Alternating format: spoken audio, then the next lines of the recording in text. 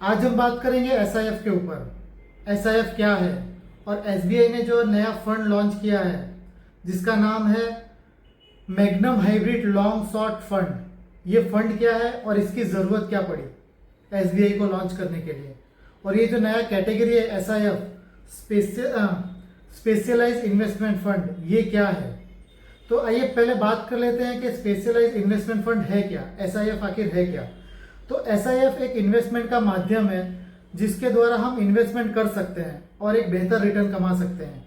जिस तरह पीएमएस एक इन्वेस्टमेंट का माध्यम है, पोर्टफोलियो मैनेजमेंट सर्विस, जिस तरह एआईएफ इन्वेस्टमेंट का माध्यम है, अल्टरनेटिव इन्वेस्टमेंट फंड, जैसे म्यूचुअल फंड एक इन्वेस्टमेंट का माध्यम है, म्यूचुअल फंड एफएम जिसे कहते हैं, ये भी इसके द्वारा भी हम इन्वेस्टमेंट करके रिटर्न कमाते हैं। उसी तरह सेबी ने एक नया फंड लॉन्च किया है जिसे हम एसआईएफ कहते हैं, एसआईएफ स्पेशलाइज्ड इन्वेस्टमेंट फंड। और इस फंड में इन्वेस्टमेंट करके एक हम बेहतर रिटर्न कमाने की कोशिश करते हैं ताकि हम एक अलग डाइवर्सिफाइड पोर्टफोलियो बना सके। देखिए म्यूचुअल फंड बहुत हो चुका, पीएमएस का टिकट साइज बहुत बड़ा है, एसआईएफ का टिकट साइज उससे भी बड़ा है। अगर हम पीएमएस के टिकट की साइज की बात करें तो मिनिमम टिकट साइज ही 50 लाख रुपया है। एआईएफ की बात करें तो एआईएफ अल्टरनेटिव इन्वेस्टमेंट फंड की बात करें तो उसका टिकट साइज 1 करोड़ है।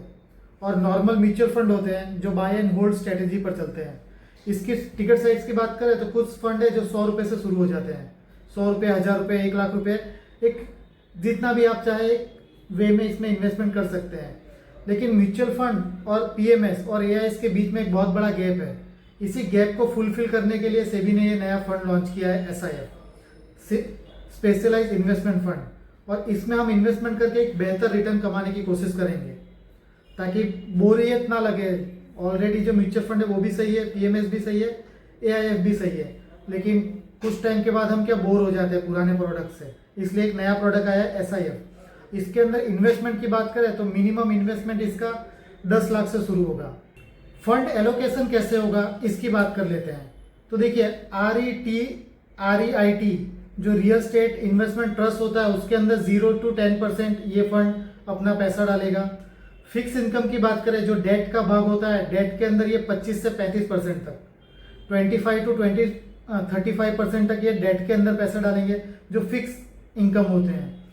डेरिवेटिव की बात करें तो डेरिवेटिव में भी यहाँ पे अलग अलग है कि अनप्लेस्ड डेरिवेटिव। अब ये अनप्लेस्ड डेरिवेटिव क्या होता है और उसके अंदर परसेंटेज की बात करें तो अनप्लेस्ड डेरिवेटिव के अंदर 0 to 25% तक, 0 से 25% तक ये अनप्लेस्ड डेरिवेटिव में जाएंगे। प्लेस्ड डेरिवेटिव, अनप्लेस्ड डेरिवेटिव, पर यहाँ पे अनप्लेस्ड डेरिवेटिव है। देखिए अनप्लेस्ड डेरिवेटिव क्या होता है, जैसे फंड मैनेजर को अगर लगता है कि फंड कोई इक्विटी का फंड जैसे कि कोई इंडेक्स है वो नीचे गिरने वाला है या कोई पर्टिकुलर स्टॉक नीचे गिरने वाला है तो उसको हेज नहीं करते हैं। हेज का मतलब होता है जैसे कोई 1000 का शेयर है, एचडीएफसी की बात करें कि एचडीएफसी का शेयर का प्राइस 1000 चल रहा है और वहां से 900, 800, 700 जितना नीचे गिरेगा उतना आपका प्रॉफिट होगा। लेकिन वो ऊपर भी जा सकता है, 1000 से अगर आपने उसे बेच लिया तो 1100, 1200, 1300 ऊपर भी जा सकता है। लेकिन अगर वो जितना ऊपर जाएगा उतना आपका नुकसान होगा। तो उस ऊपर जाने के नुकसान को उससे बचने के लिए वहां पे ऑप्शन का सहारा लिया जाता है। कॉल पुट ऑप्शन से इसे फंड को हेज किया जाता है। अगर वो हेज नहीं करते, ठीक है, तो उस कंडीशन में आपका जो इन्वेस्टमेंट रहेगा वो 0 से 25% रहेगा।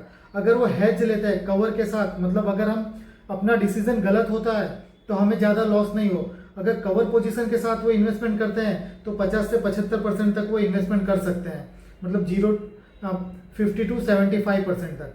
ग्रॉस इक्विटी की बात करें तो 65% तक, 65 से 75% तक ग्रॉस इक्विटी के अंदर वो इन्वेस्टमेंट कर सकते हैं। अब बात करते हैं जैसे फंड के अंदर नाम में ही आप देखेंगे फंड का नाम, तो SBI magnum hybrid long short fund. अब ये लॉन्ग शॉर्ट फंड होता क्या है पहले वो देख लेते हैं। लॉन्ग का मतलब होता है बाय करना। जैसे नॉर्मल म्यूचुअल फंड कोई भी स्टॉक को बाय करते हैं, बाय करके वो वेट करते हैं कि जैसा कोई स्टॉक है एचडीएफसी का, आपने 1000 रुपये पे खरीदा और वो जितना भी ऊपर जाएगा उतना आपको प्रॉफिट होगा, या नीचे आएगा तो आपको नुकसान होगा। इसे बाय बोलते हैं या इसे लॉन्ग होना कहते हैं।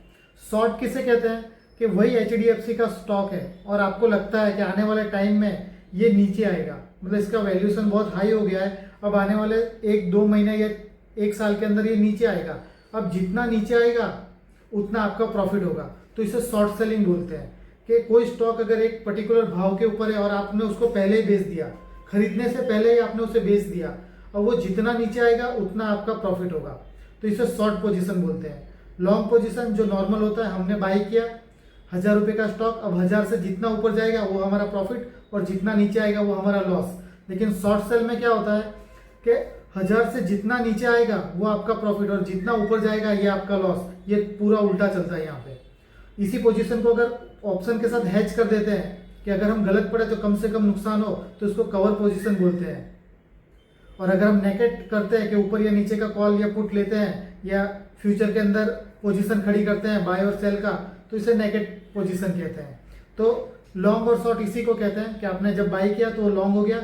जब आप किसी पोजीशन को बेचते हैं और जो पोजीशन आपके पास नहीं है उसके बाद भी अगर आप उसे बेचते हैं तो उसे शॉर्ट पोजीशन कहते हैं।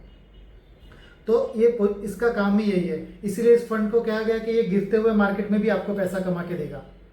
मार्केट कभी ऊपर जाता है कभी नीचे जाता है। नॉर्मल म्यूचुअल फंड या जो इंस्ट्रूमेंट है वो पैसा कैसा कमा के देंगे आपको कि जब भी मार्केट ऊपर जाएगा तो वो आपको पैसा कमा के देंगे।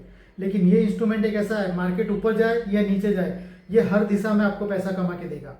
इस तरह से स्ट्रेटेजी बनाई जाती है और उसके बिहाफ पर उसमें इन्वेस्टमेंट किया जाता है। अब ये कितना पैसा बना के देगा, इसकी स्ट्रेटेजी कितने अच्छे से वर्क करती है, ये आने वाले टाइम में पता चलेगा, क्योंकि ये फंड अभी अभी नया नया लॉन्च हुआ है। इसका अभी कोई ट्रैक रिकॉर्ड नहीं है। फंड मैनेजर बोल रहे हैं क्वांट का एक ऑलरेडी फंड आ चुका है जो 1 अक्टूबर से चालू होगा और ये फंड भी 1 अक्टूबर से चालू होगा, SBI magnum hybrid long short fund. तो अगर आप सोच रहे पैसा डालने के लिए तो आप इस फंड के अंदर थोड़ा रुकिए, उसके बाद पैसा डालिए, क्योंकि ये ऑप्शन, फ्यूचर, डेरिवेटिव, ये जो अलग अलग तरह के इंस्ट्रूमेंट है इन सब के अंदर इन्वेस्टमेंट करेगा। रियल स्टेट में भी ये फंड इन्वेस्टमेंट करेगा थोड़ा बहुत, डेट मार्केट में भी थोड़ा बहुत इन्वेस्टमेंट करेगा। अगर आप मेरी बात करें, मेरी ओपिनियन की, तो इस फंड में इन्वेस्टमेंट करना चाहिए या नहीं करना चाहिए, तो मैं ये कहूँगा कि अगर आपके पास 100 रुपये है तो आप 10 रुपये इस फंड में डाल सकते हैं।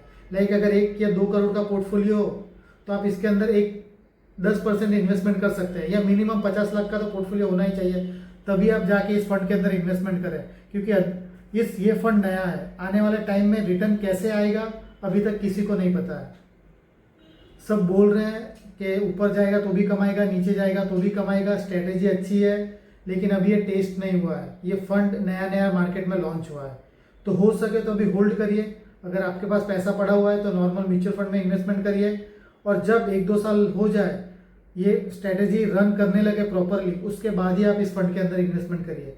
या तो फिर अपने फंड मैनेजर अपने एडवाइजर से कांटेक्ट करिए, उसकी सलाह लीजिए, उसी के बाद इस फंड के अंदर इन्वेस्टमेंट करिए। डायरेक्ट आप इस फंड के अंदर नहीं जाइए। आज के लिए इतना ही। Thank you.